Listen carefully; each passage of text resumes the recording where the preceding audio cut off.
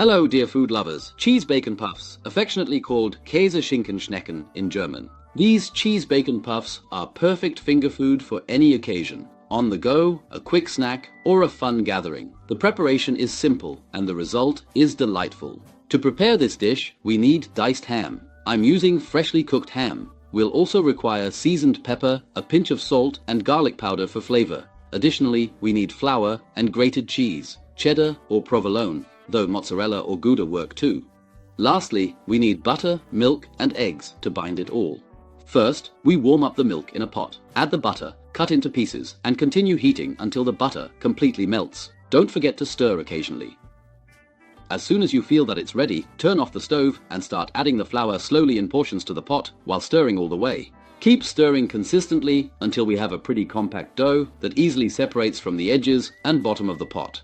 This is a type of choux pastry. Let's take it off the heat, put it in a bowl, and give it a quick mix with a whisk. Now, add the eggs one by one, stirring continuously. As we incorporate that fourth egg, our dough should take on a texture comparable to fluffy mashed potatoes. This tells us everything is coming together perfectly. Now, let's add some seasoning for that elevating touch. That's just right. And now we'll season it with some delightful spices. Start by adding half a teaspoon of garlic powder, followed by plenty of freshly ground pepper, and don't forget a pinch of salt. Once you've stirred in these aromatic spices, it's time to introduce the grated cheese into the bowl. Make sure to mix it thoroughly.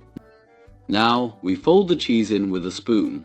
All that's left are the diced ham pieces, which we also add to the dough and fold in again.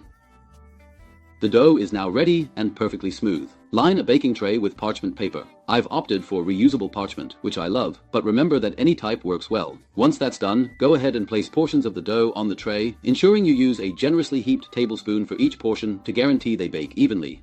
You'll end up with 15 to 20 pieces. Bake at 180 degrees fan-forced or 160 degrees C conventional. Bake them for 20 to 25 minutes. Just adjust for your preferred color. In my opinion, they appear to be perfectly presented this way, and the mere sight of them will surely make anyone's mouth water with excitement. They not only look delicious, but also taste amazing. As you can see, preparing these is so simple and enjoyable. Plus, they freeze excellently, which means you can easily bake a larger batch whenever you wish. Have fun making these and enjoy your meal. See you next time. Bye bye.